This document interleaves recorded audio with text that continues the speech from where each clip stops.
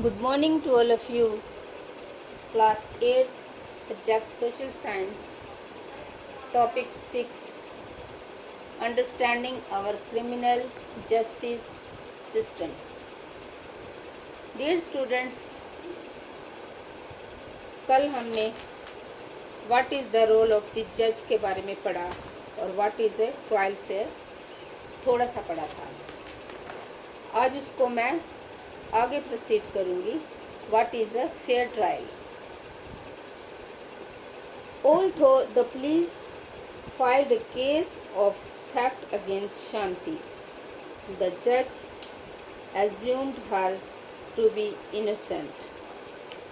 हालांकि पुलिस ने शांति के खिलाफ चोरी का मामला दर्ज किया था, लेकिन न्यायाधीश ने उसे निर्दोष मानते हुए मुकदमा चलाया। It was the responsibility of the prosecution to prove beyond reasonable doubt that Shanti was guilty. In this case, the prosecution failed to do so. अब अभियोजन पक्ष को निर्णायक रूप से सिद्ध करना था कि शांति ही दोषी है। इस मुकदमे में अभियोजन पक्ष ऐसा नहीं कर पाया। It is significant that the judge decided the matter only on the basis of the evidence before the court. महत्वपूर्ण बात यह है कि न्यायाधीश ने अदालत के सामने पेश किए गए साक्ष्यों के आधार पर ही मुकदमे का फैसला सुनाया। The judge did not jump to the conclusion that Shanti was the thief just because she was a poor maidservant. Instead, the judge remained impartial, and since the evidence showed that some young man and not Shanti was the thief, he set Shanti free. In Shanti's case, justice was finally done to her because she was given a fair trial. तो न्यायाधीश ने शांति की कमज़ोर स्थिति के आधार पर बिना सोचे समझे ये फैसला नहीं ले लिया कि ये सचमुच चोर है। इसकी बजाय न्यायाधीश का आचरण लगातार निष्पक्ष रहा और चूंकि साक्ष्यों से ये सिद्ध हो गया कि शांति की बजाय कुछ युवकों ने चोरी की थी, इसीलिए उन्होंने शांति को आज़ाद कर दिया।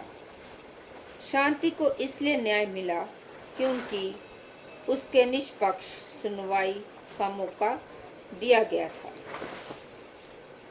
The constitutions and the law both state that all the persons that we have discussed in this chapter should carry out their roles in a proper manner. इस अध्याय में हमने जिन लोगों का जिक्र किया है, संविधान और कानून दोनों में ये कहा गया है कि उन लोगों को अपनी जिम्मेदारी सही ढंग से निभानी चाहिए।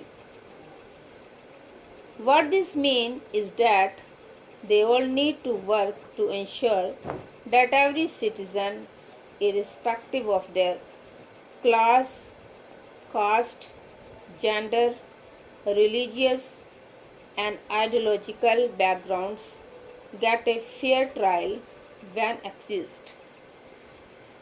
इसका मतलब है कि प्रत्येक नागरिक, चाहे वह विभिन्न वर्ग, जाति, धर्म और वैचारिक मान्यताओं के हो, उन्हें निष्पक्ष सुनवाई का अधिकार दिया जाए। The rule of law, which says that everyone is equal before the law, would not make much sense if every citizens were not granted a fair trial by the constitutions. तो अगर प्रत्येक नागरिक को संविधान के माध्यम से निष्पक्ष सुनवाई का अधिकार ना दिया जाए, तो इस सिद्धांत का कोई खास मतलब नहीं रह जाता। अब इसके बाद प्यारे बच्चों हम पढ़ेंगे रूल्स एंड फंक्शंस कि क्या क्या रोल्स होते हैं, भूमिका क्या होती है और उसका काम क्या होता है। और इसमें हम किस किस के बारे में पढ़ेंगे। फर्स्ट है पुलिस। तो पुलिस का कार्य क्या होता है, क्या फंक्शन होता है। पुलिस क्या करती है, hear the witnesses, record the statements of witnesses. तो ये गवाहों को सुनना या गवाहों के बयान दर्ज करना, ये इसका काम होता है। उसके बाद है पब्लिक प्रोसिक्यूटर, सरकारी वकील। उसका क्या काम होता है, cross examine the witnesses, take photographs of burned homes. गवाहों से बहस करना और क्या करना, जले हुए घरों की तस्वीरें लेना। उसके बाद है डिफेंस लॉयर। इसका क्या फंक्शन होता है, इसका क्या काम होता है, record the evidence, arrest the फिस्टाफेंस, writes the judgment, argue the case for the victims. तो ये क्या करते हैं, सबूत दर्ज करते हैं, फियस्ता समर्थकों को गिरफ्तार करते हैं। अब इसमें आ जाता है कि जज, न्यायाधीश जो है, इसका काम क्या होता है। ये क्या करता है, writes the judgment, argue the case for the victims, decide for how many years the accused will be put in jail, examine the witnesses in court, pass the judgment, get the assaulted woman medically examined, conduct a fair trial, meet the accused person। तो ये क्या करता है, फैसला लिखना, पीड़ितों का पक्ष प्रस्तुत करना, ये तय करना कि आरोपी कितने साल जेल में रहेंगे, अदालत में गवाहों की जांच करना, फैसला सुनाना, हमले की शिकार महिलाओं की डॉक्टरी जांच कराना, निष्पक्ष सुनवाई करना, आरोपी व्यक्तियों से मिलना। तो डियर स्टूडेंट्स, आप इसको आपकी बुक का जो पेज नंबर 76 है वो खोल के आप इसको कॉपी पे भी लिख सकते हो और इसको याद भी करना है। ये आपके रोल्स और फंक्शंस है जो मैंने आपको बताए हैं। Thank you and have a nice day.